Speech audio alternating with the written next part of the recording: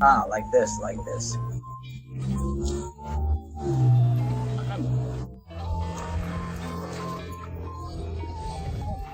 Sit, sit.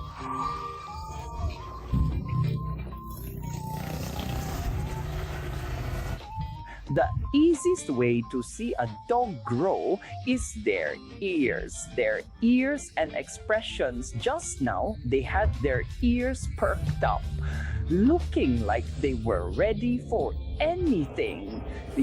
That is it. Good job. You are doing great. Yes, you are a good dog. Good. There you go. Good dog. Hello, I am dog training expert Yuto Matsuo. On this channel, I share practical training tips you can use at home right now based on my 15 years of experience as a police and family dog trainer. Yuto Sensei, this puppy is so cute. So cute, He's right? still Not young. even 1 year old. Yeah. Who is a puppy? That is right. Still young, just getting started. Yuto Sensei, actually, that dog has a problem where he chases cars, bicycles, and people running, anything that moves fast. How should I go about training him for that? It's like the Border Collie instinct to chase moving That's things, right? I bet this happens all the time. For those of you who own Border Collies, you're probably nodding your head so hard right now, thinking, yes, that's so true.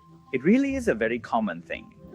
If you own a dog that, for example, persistently chases cars, bicycles, motorcycles, or even children on the street, it often comes down to breed characteristics.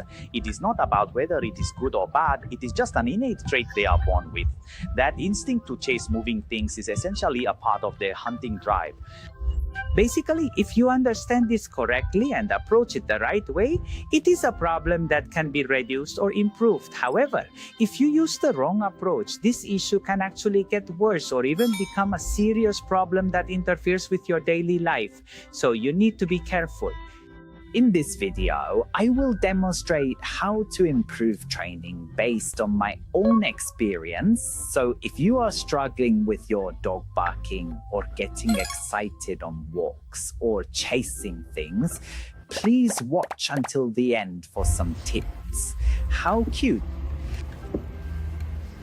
You're a bit shy, aren't you? I'm actually quite optimistic myself, but that's just a personality you're born with, right? And it's the same for dogs. They have their own innate personalities and temperaments. It's really difficult to change that inborn personality. In our daily lives, we can use training, adjust our environment, or change how we interact with them to minimize the negative aspects of their personality traits. I believe that training should focus on those areas that we can actually change. Conversely, if you can get this part right, your problems will basically be reduced and improved. So I want you all to use this as a reference. And well, this is something I want everyone to remember. Border Collies, and this one in particular, are all very active. They are a breed that requires a lot of exercise. I would like to share the practical methods and theories with you now, but having a base of sufficient exercise and mental stimulation is super important. Honestly, if you do this, things like excessive excitement or pulling on the leash will start to decrease for everyone. I see this quite often in the field, don't I? Right, when you exercise them well, it might seem unrelated, but the success rate for potty training goes up. You might notice that excessive excitement during walks starts to decrease, or that demand barking at home begins to fade. For active dogs like this one in particular, sufficient exercise and mental stimulation must be the foundation before applying any training methods or theories. Please keep this in mind as a prerequisite for your understanding.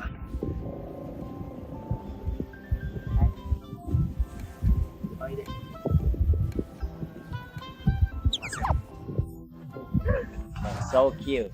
Okay, let's get started. First off.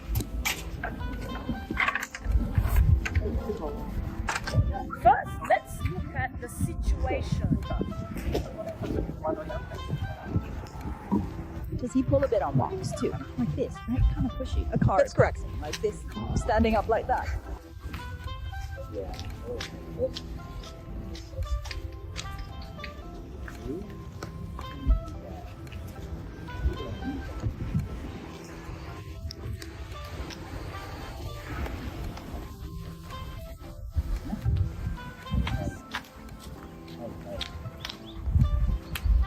like this.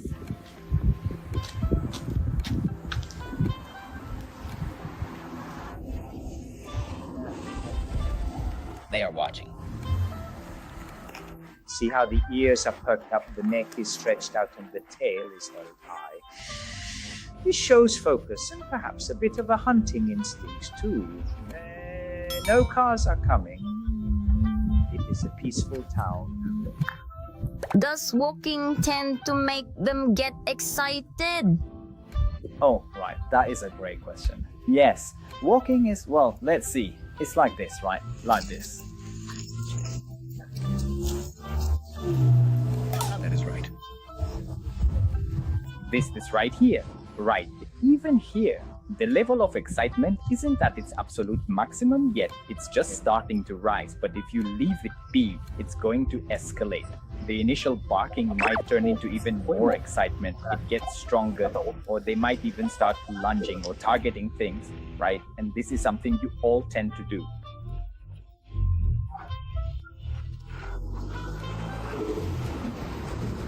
Mate, okay. So, during the walk, the dog was barking and getting excited, but everyone just tries to deal with that part alone. People tend to only intervene when the excitement spikes, or try to use commands like sit or stay, or try to distract them once they're already worked up. But walks actually start before you even leave the house. It might be an exaggeration to call it a battle, but it is crucial to get their mindset right before you go, keeping them focused on you while staying calm as you head out. That is extremely important. There was a few ways to improve this, but for a dog like this, there are mainly two.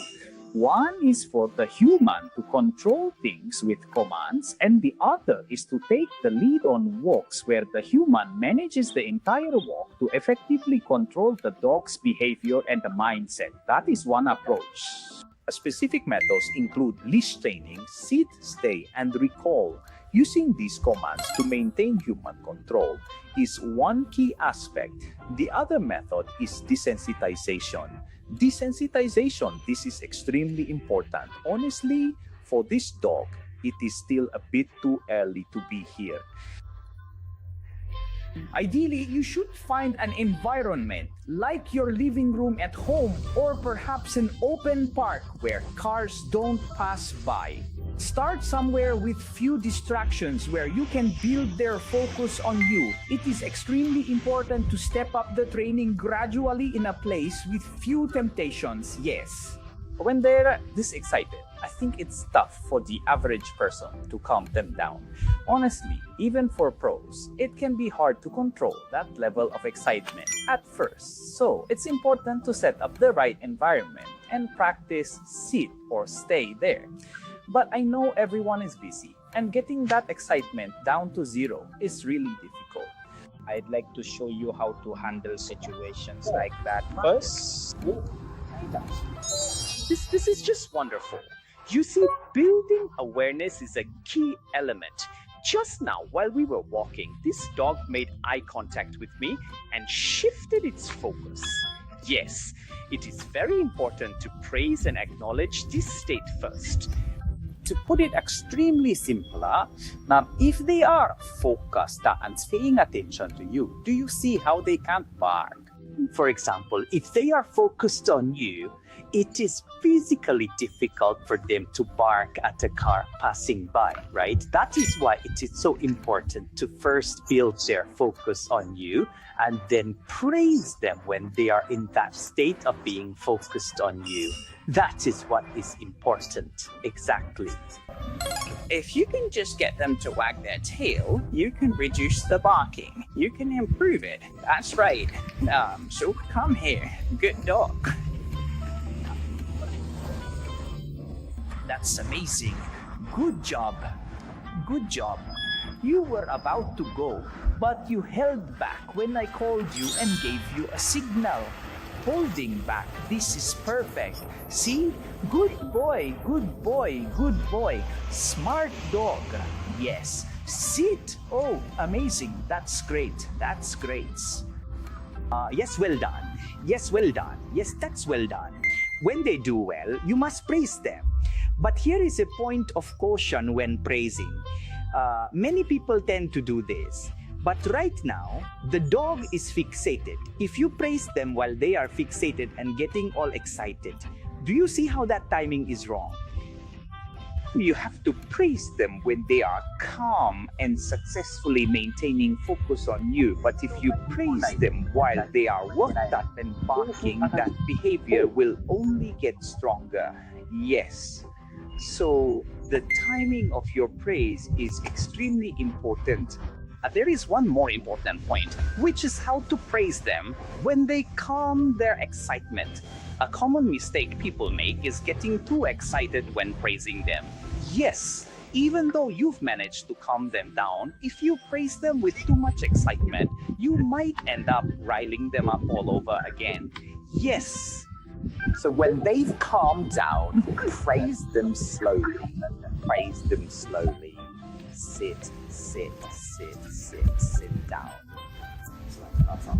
When they do well, go slowly, slowly. Yes, good job. Yes.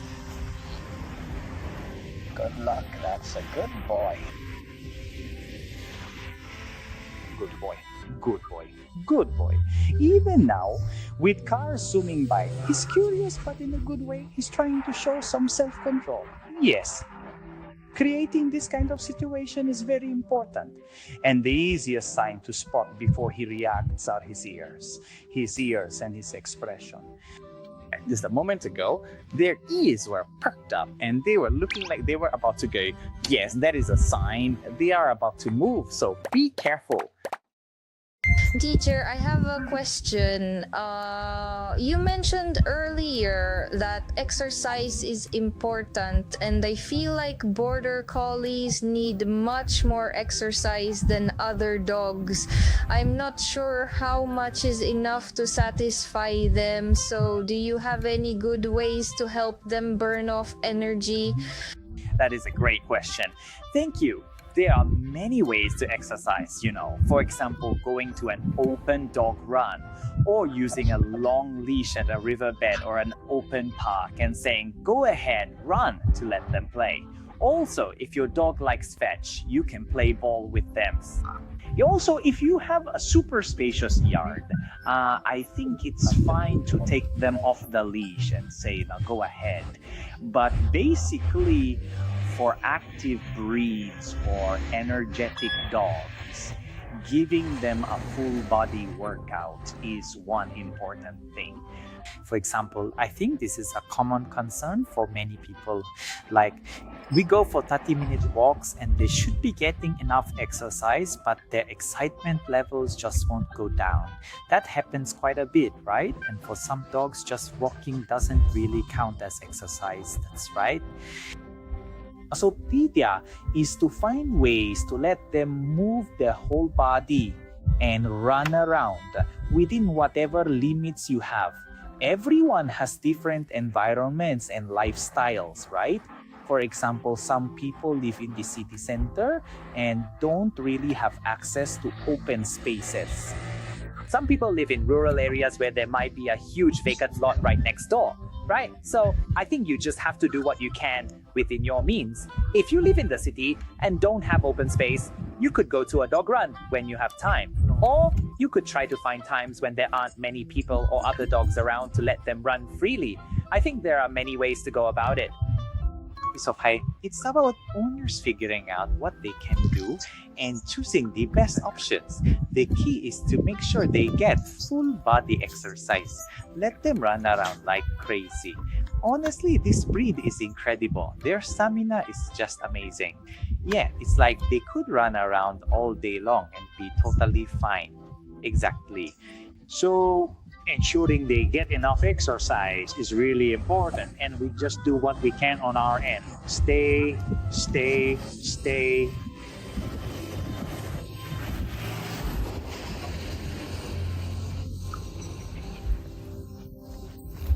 Set. Yes. Yeah, something like that. Right, how to get them to exercise is something everyone struggles with. For example, if you have this much space, you can hold the leash a bit longer and draw circles like this. Like a field day event, just spinning around. The human attacks in the center and moves symmetrically while the dog walks along the outer edge of the circle. This is one way to do it. By the way, I think I explained this method in another part as well, so if you are interested, please check that out. In response to your requests, we have started a line account. Online, we share behind-the-scenes stories that we cannot talk about on YouTube through short videos. In our community, the Owner's School, we hold Q&A sessions, group training camps, and study meetings. If you are interested, please add us online via the link in the description box. It is very important that the human controls the walking speed and the direction of the walk. So even though they are facing this way nicely right now, in times like this, you should walk in the opposite direction.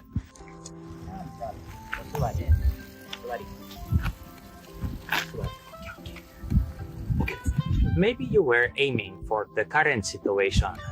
A bicycle. A bicycle is passing by, and with the leash extended now, if I had let go, I think you would have gone after it, right? So there are many ways to handle this, but in that situation, I want you to shorten the leash instantly and give the sit command right away. Sit, that's it. And this dog will listen to me like this. Yes.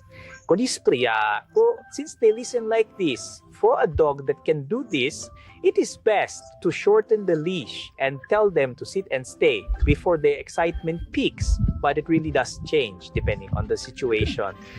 It varies, but basically telling them to sit and stay is usually the easiest to understand, right? Actually, we teach our clients various methods and techniques. But if you tell them too much, they get confused, like, wait, what was I supposed to do in this situation? If your approach is too slow, the dog gets overexcited and the problem often gets worse. And many viewers of this channel struggle with their dogs barking when they get excited on walks. If you're ever in trouble because your dog is too excited, just remember to use sit and stay. It makes things much easier. When someone approaches and you think they might bark or get too excited, just use sit and stay. If you treat it as your only option, it'll be easier for everyone to understand. So I hope you can try that. Generally, when you want to maintain control, keeping the leash short is usually a good idea. It depends on the situation. But in a case like that, holding the leash short and telling them to sit and stay makes it easier for the dog to calm down and for you to handle them. So when they might get excited and you need control, hold it short and tell them to sit and stay. There you go. Good job. Yes, good girl. Such a good girl.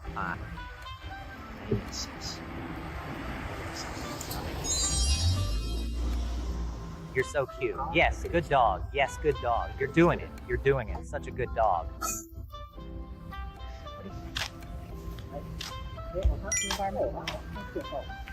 It is actually extremely important for humans to take control of the overall environment. Like right now, when they are calm and walking by your side, and also looking over at you, paying attention when they do that, praise them, praise them. This is very important. Well done.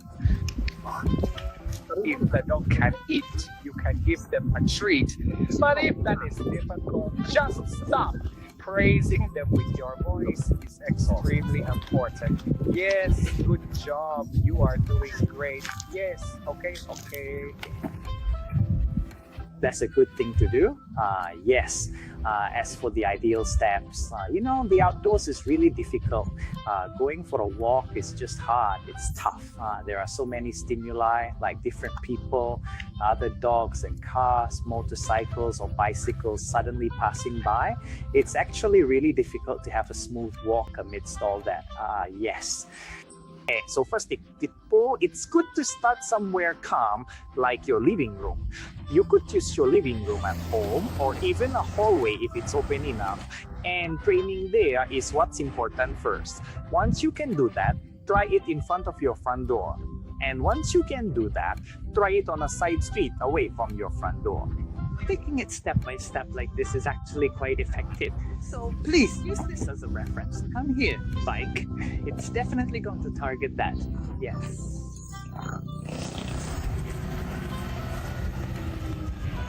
You see, like, it's coming. It's going to come. If you let the leash out there, it probably would have gone for it, right? So shorten the leash, and in that moment, put your hand in or convey your energy. You're really communicating that please to them. Being proactive is very important, so you need to keep a close eye on the environment. That is crucial. Yes, very well done. If something unexpected happens and they get excited, is there a way to handle that excitement?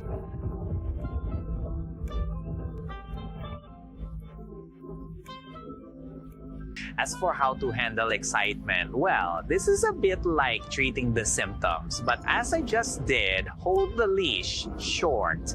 Yes, hold it short. And also, when they are overly excited, there is usually a specific trigger for that excitement.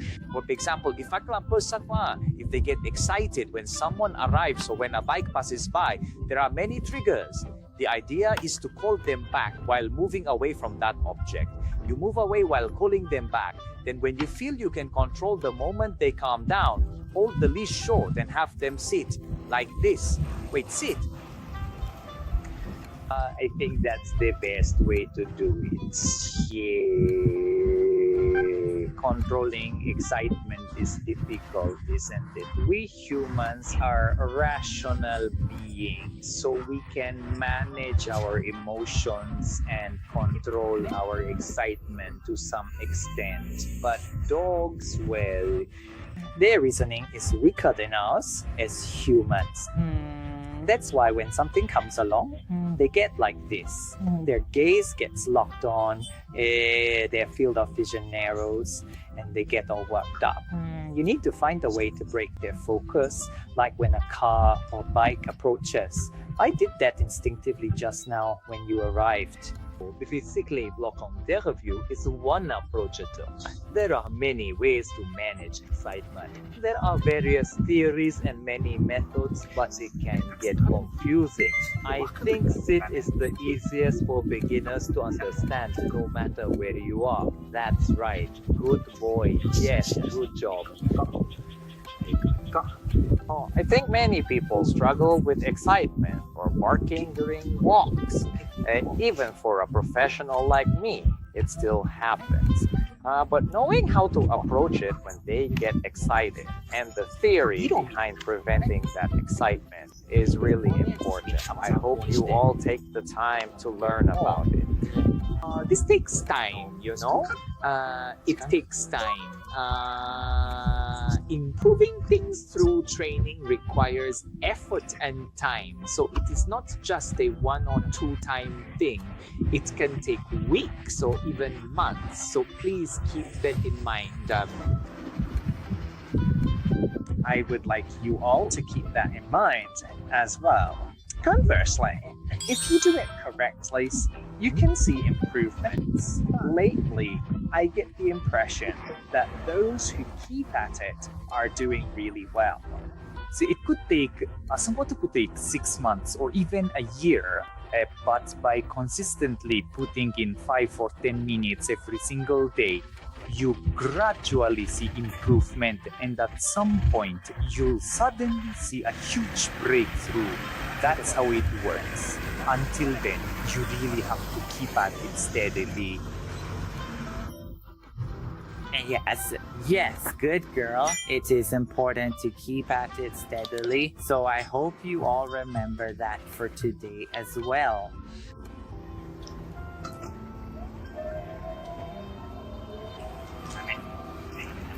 Sit.